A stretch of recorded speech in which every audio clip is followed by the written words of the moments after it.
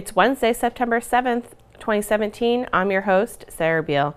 We have a great show in store for you today. First up, we'll get an update from Town Manager Mark Mells, then a legislative update from State Rep Tim Whalen, and finally, we will chat with Town Council President Eric Steinhilber. He will give us a rundown on tonight's Town Council agenda.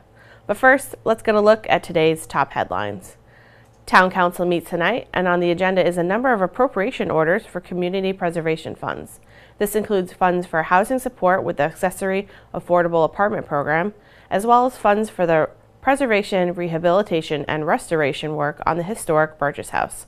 Also on the agenda will be appointments and reappointments to boards, committees, and commissions. Town Council meets tonight at 7 p.m. in the Town Hall hearing room and will air live right here on Channel 18. We will learn more about the agenda later in the show when we talk to Town Council President Eric Steinhilber. If you are a voter in the town of Barnstable and will not be here on September 19th, please come into the town clerk's office and vote by absentee ballot. If your son or daughter is away at college and is registered to vote in Barnstable, you can fill out a request for an absentee ballot, which will be sent to them right away.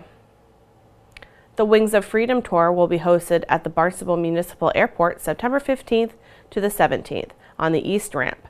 This event is great for all ages to explore bomber aircrafts inside and out. The walkthrough tours will be held on the 15th from 2 p.m. to 5 p.m., and the tours on the 16th and 17th are 9 a.m. to 5 p.m. No reservations are needed for the tours. Ticket prices for the tour is $15 for adults and $5 children 12 and under. Another experience you can take at this event is a 30-minute flight experience. Bomber flight experiences in a B-17, B-24, and B-25 are available with flight reservation. For more information, please visit www.cfdn.org. Up next, we'll check in with Town Manager Mark Ells.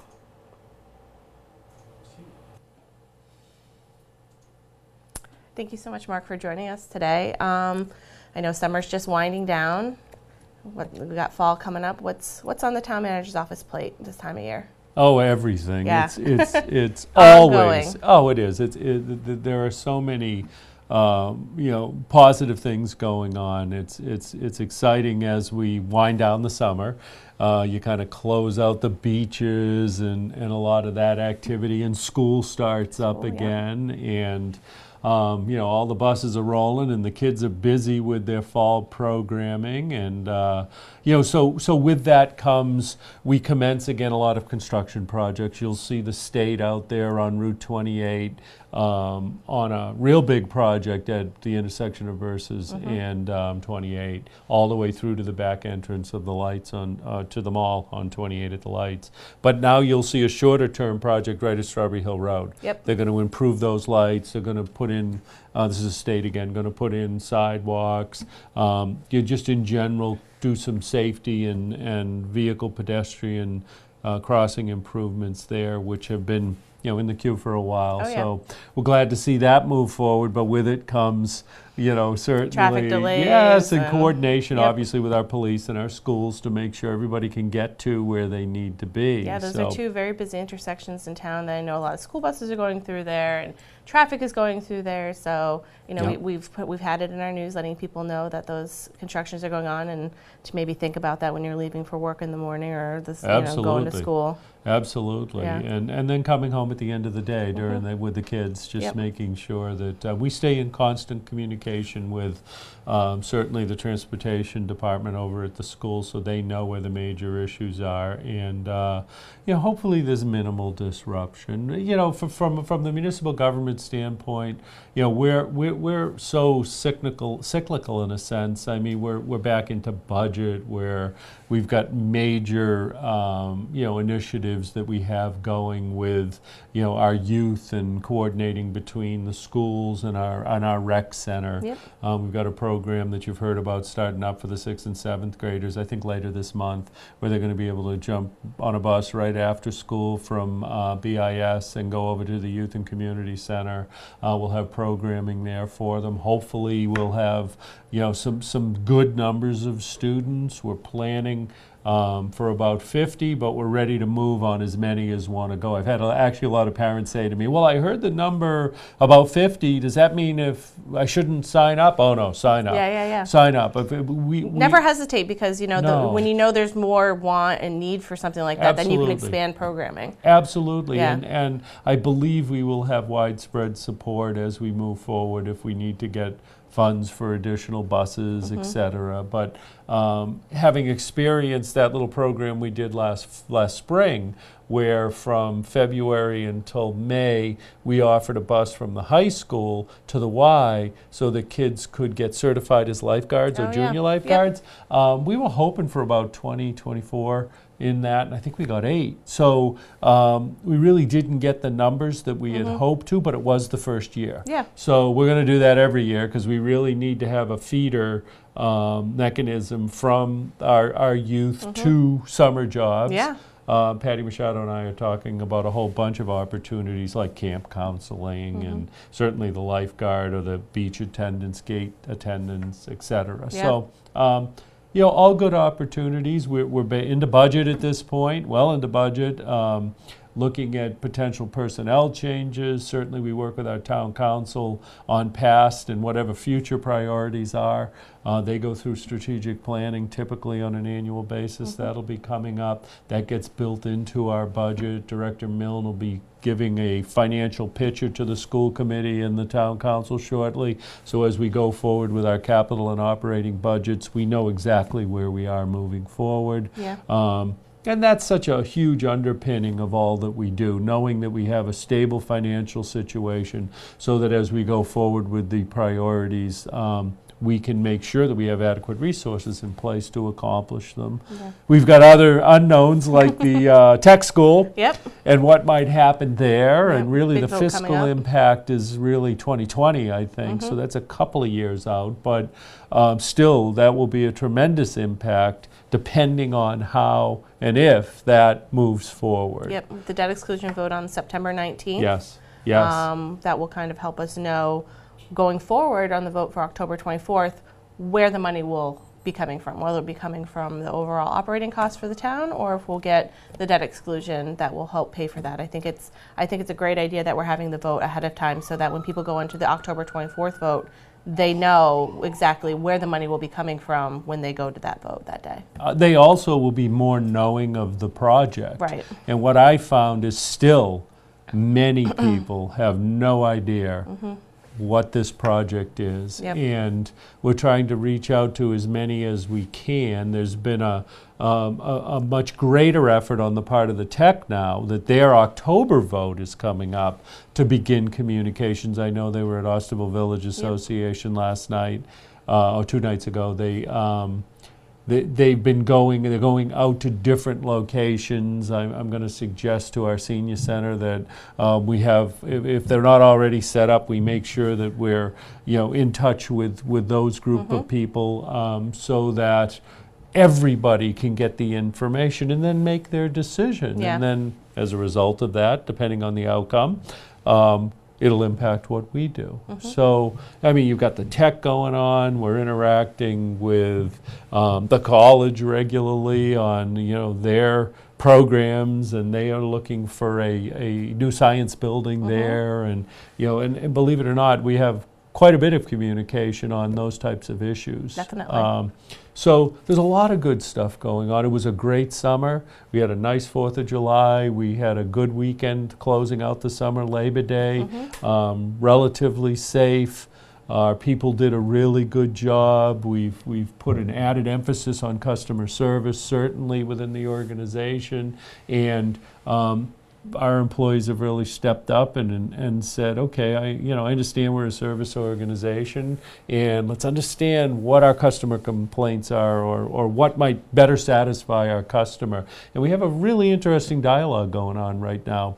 Not just at my level, but right down to those who are working out there, with the people, whether they're issuing permits, whether they're providing services, whatever it is, and then we're getting feedback on, okay, if we modify this, or we get these additional trainings, or we change something it will be a better way to deliver service. So it's exciting when people begin to embrace change because they see value to it, not just because it's the next academic exercise that somebody somewhere came up with, and now we're going to do it because when it's real and it makes a difference, usually people step right up and they'll say, yeah, I see the value in that. I'll do that. So. Positive customer service, you wouldn't necessarily think that goes with the town, but I mean, we're dealing with the public on a daily basis. We want the residents to be happy and informed, and that's a big part of it. Yeah, very simply, that's why we're here. Yeah. So to think anything else is problematic. And we just need to, it's interesting because I'll have many discussions with people from the private sector, and I say to them, well, how many businesses actually have to regulate and deliver service? None. None, yeah. They don't have to do that. So then trying to find that balance when you might actually play both roles for an organization is a different challenge than delivering a service to a customer. And so it's very interesting, and I don't think there's more and more in reading through what municipalities, cities and towns are doing across the country, but I think we still have a ways to go in figuring out how that works. Because a lot of times it isn't perceived as it's not perceived as working. So there's always room to improve. There's room to grow. There's room to just be better. Absolutely. But it comes from the top, and our leadership's clear on it, and certainly we as senior managers are, and our employees are as well. So it's a good thing. Great. Yeah, that's what we hope for. Great. Well, thank you so much for joining us today. I really appreciate it. And thanks for having me. We'll talk to you again maybe next week. Yes. Okay, great. Thank you. My guest today is our town manager, Mark Els. Coming up, we will talk with Town Council President Eric Steinhilber, but first we get a legislative update from State Rep Tim Whalen. Joining me now, we have State Rep Tim Whalen. Thank you so much for joining us today. I look forward to chatting with you and getting a legislative update on what you got going on up in Boston. So can you fill us in? Sarah, thank you very much, and I'd like to take a minute just to say hello to all your viewers, and thank you again for the opportunity to come on your show and speak to everyone. Thank you. And the pleasure certainly rests with me. And before we start, I just want to extend thoughts and prayers to all of the folks down in the Caribbean and in Florida with the dangerous storm coming in with Hurricane Irma. As we know, we on Cape Cod have a lot of experience dealing with these strong hurricanes and storms, and our thoughts and prayers certainly go with them for their safety, and hopefully everyone manages well. Yes. But what we have, Sarah, is we just started back with formal sessions and with committee hearings this week after we take a 1-month break in August. Now, that 1-month break doesn't mean that it's not like a 1-month vacation, certainly not, because most of the legislators, like I, have been very, very busy in the districts and attending, district meetings and continuing to deal with constituent service things going forward. All through that stuff comes in, 12 months a year, and then when people come to us with their issues, it's usually because they don't have anywhere else left to go, so they have to be a priority, and they always certainly are. But we have a few bills coming forward that I filed that I know I'm going to be working on. I've already scheduled meetings with, for instance, with the chairwoman of the Judiciary, Claire Cronin from Easton, and some of the bills that I'm really focusing on are going to be dealing with the opioid crisis, the addiction crisis, and I filed a bill with my colleague, Paul Tucker. He's a Democrat from Salem. He's also the retired chief of police. We file a few bills together, and we've had great success. We worked on fentanyl trafficking in the last session, and this session we're dealing yet again with fentanyl trafficking. But the other thing, Sarah, that we're trying to focus on this session is the dangerous new drug on the street. The most deadly of them all is carfentanil, and I'm sure you've heard of carfentanil, the elephant tranquilizer. Yep. Very, very dangerous stuff. It's up to 100 times more potent than fentanyl, and fentanyl is 50 to 100 times more potent. Fentanyl itself is pretty awful stuff. So when you get something that's even more potent and more stronger, I mean, you're really dealing with some nasty stuff. So this stuff here, you're exactly right, Sarah. This stuff here, carfentanil, a fatal dose of carfentanil is 20 micrograms. And that's not a misstatement, it's micrograms. Yeah, that's... And synthetic narcotic that was being manufactured and shipped to North America, usually into Mexico, from interests in China. And it's very, very profitable for the cartels and for the drug traffickers because they can purchase it and they can cut it. It's such almost like 1,000 to 1. They can cut it with an inert cutting agent, and they can make an awful lot of profit. But if they make just one little mistake, because again, these aren't professional compounding labs where they're mixing the stuff. They're mixing the stuff in the back room of some hotel. Right. That's why we're finding right now that carfentanil is taking the lives of people lost in the web of addiction all over the country, and it's shown up here in Massachusetts, and it hasn't hit us yet nearly as hard as it has in other parts of the country. But we want to be proactive and stay ahead of it because, believe it or not, right now carfentanil is not illegal in Massachusetts. So, wow. So is that what the bill that you've proposed would make carfentanil illegal in the state of Massachusetts? Yep, it would take carfentanil, would add it to the list of controlled substances as a Class A controlled substance, much like heroin. Mm-hmm. And one of the things that we're going to be I know I'm going to be looking forward to supporting the governor in is he just filed a bill dealing with drug traffickers and drug dealers. And one of the things that he put in there was that we would basically scrap our controlled substances tables, our Class A, B, C, D, and E controlled substances. And instead what we would do is, with the exception of marijuana and things that were dealt with and approved for legal use by Question 4, excepting for that classification of drugs, everything else, what we would do is we would adopt the Drug Enforcement Administration's schedule. The DEA has a schedule, Schedule 1, Schedule 2, Schedule 3, of controlled substances that they update on an almost daily basis. Oh, wow. So it's much more contemporary, and it deals with all of these synthetics and analog narcotics in a much quicker way by identifying national trends. I think it would be much more efficient and would protect our citizens that much more. Yeah, so we'll be working with the governor on that. Yeah, that's a wonderful idea because, like you said, carfentanil just came out of basically, nowhere to here to Massachusetts. It's not even on our list of illegal substances. So, it sounds like the DEA's list would be, like you said, much more up to date and, always changing, updating with what's going on in the country. You're exactly right, Sarah. There are trends that may be coming up in Florida, and they identify a new synthetic in Florida, and it starts to spread. And, we have to wait until we hear about it. Right now in the legislature, fortunately, I have a law enforcement background, and I can, kind of mine some information from the professionals in the field. But now you're still just dealing with a regional, I'm dealing with, Northeast United States law enforcement, whereas DEA has a nationwide view. I think that we would best serve the citizens of the Commonwealth were we to adopt the governor's bill in that regard. Okay, that's great. Anything else that you're working on that you want to let our viewers and residents be aware of? Oh, we're also working on trying to get through some legislation relative to OUI alcohol, drunk driving. And there were a couple bills that I filed in the past. The one that we're working on right now, what it would do is when a person refuses to take the breathalyzer, and this is something that I dealt with in my career with the state police many, many, many times.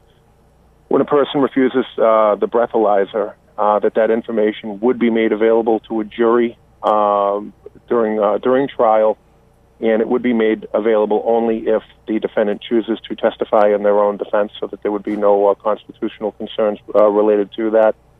And we have bills that are filed related to municipal operations. I've been filing a lot of bills lately for some of our municipalities, public service-related things for public employees. The list goes on and on. I filed a bill, another one we're going to be working on. We'll try and give, and this is one that I think we have a lot of support for, is to try and get veteran status for members of the National Guard and Reserves who served 20 or more years of honorable service in the Guard or Reserves but did not get called to active duty. So you can have people that do a full 20, 25, 30-year career in the National Guard, and they're not considered veterans for purposes of like getting a license plate, getting a veteran stamp on their license, and I think that that's a disservice that we're trying to correct there as well. I mean, I could bore you for days with some of the weed whacking stuff that we're dealing with here, but sounds like you've got a pretty full plate going on right now. You got a lot that you're working on, and I know we definitely appreciate you here in the town of Barnstable, and thank you so much for joining us today. Sarah, thank you very much. I much appreciate it, and I look forward to speaking with you next time around. Okay, great. Thank you so much. Have a great day. You too. Bye-bye. Bye. My guest today is State Rep for Barnstable District, Tim Whalen.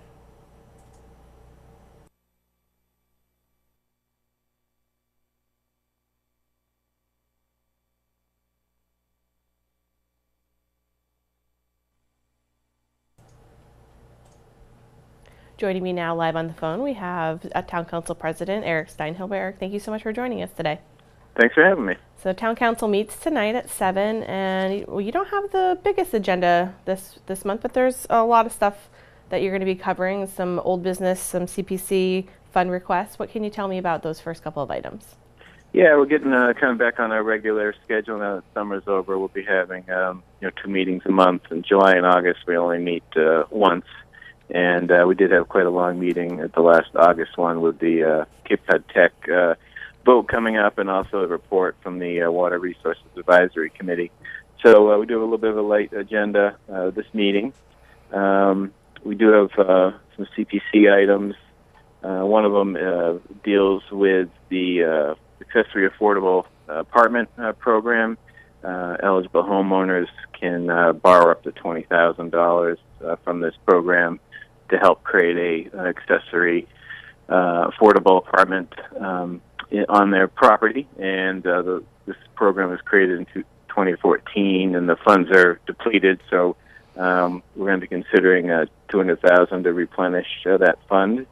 We have another item, which is phase 3, basically, of restoring the Burgess House in Marston's Mills. And that's also community preservation funds, and we'll be considering that. And then there's a project going on at the Sturgis Library. It's another item. The Yarmouth libraries are also working on this, but digitizing the Barnstable Patriot newspaper and the Register, which is in Yarmouth. Both papers were started in the 1830s. I believe the Patriot was 1830 exactly, and I think the Register was 1836. But right now, those are only available on microfilm, so we're going to be digitizing to basically preserve that history of our town. So that'll be an item we'll be considering. And then we have appointments to boards, committees, commissions, and reappointments. And then we'll have a couple items. We're referring to a public hearing on September 28th, possible repeal of a general ordinance, which is basically the town-wide curfew that has been in effect for a number of years between the hours of 1 and 3. And this is an item that is supposed to be reviewed annually when it was put in place. So we're going to review that as a full council, and like to hear from the public on that. Yeah. So that'll be something we refer to the 28th. I remember when that ordinance went into effect, and it was, there was a lot of issues with people hanging out at some of the convenience stores and the larger parking lots in town. So I think it's important to kind of review this and see if that's still a need that we have in the town. So I think that's great that you guys are bringing that up for review. So since it's referring it to a public hearing on September 28th, then you won't be taking any public comment on it tonight, but in a couple weeks you will. Yes, absolutely. And you're right. It's a good time to review this. It was put in quite some time ago now. And really the landscape has changed quite a bit since that was put in. There were some large crowd gatherings. Even the relationship with the public and the business owners and the police department is just vastly improved since back then.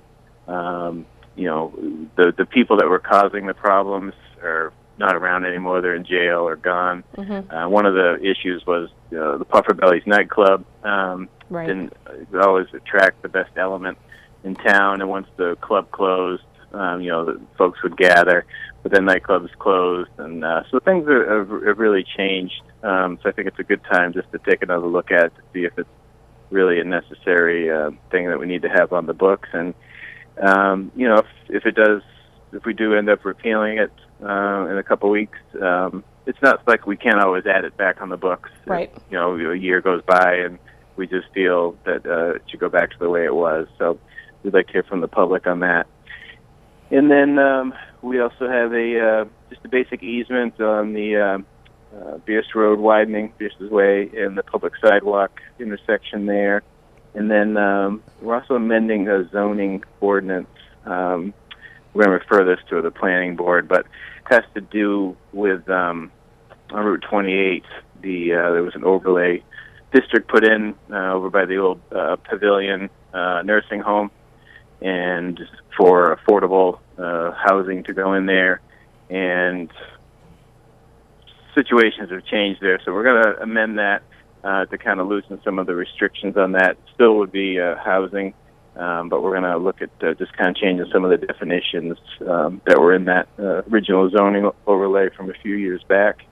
And that will wrap up our agenda for tonight. Okay, well the zoning ordinance that you're talking about, that property, it'd be nice to see something done with that space, because it has sat for quite a bit of time. So hopefully this will open it up, and people that space will be created and something will happen there. And because it's right in the heart of town, so it's something that people see every day driving down 28. So it'd be nice to see something go in there. Yeah, and the owners of the property and the town. I mean, we've definitely been having this discussion so that things can improve there, and the building can be raised as soon as possible.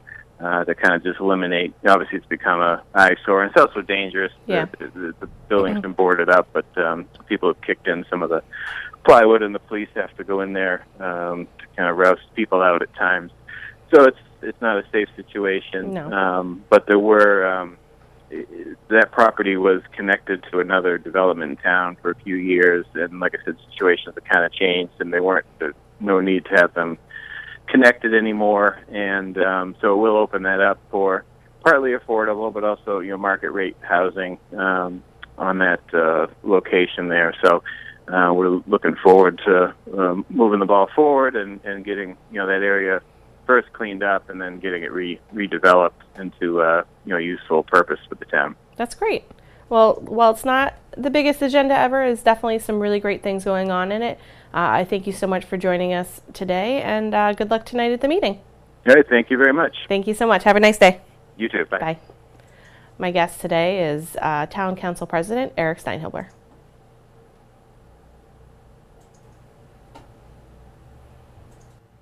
Thanks for joining us today. We'll be back tomorrow with another great show for you.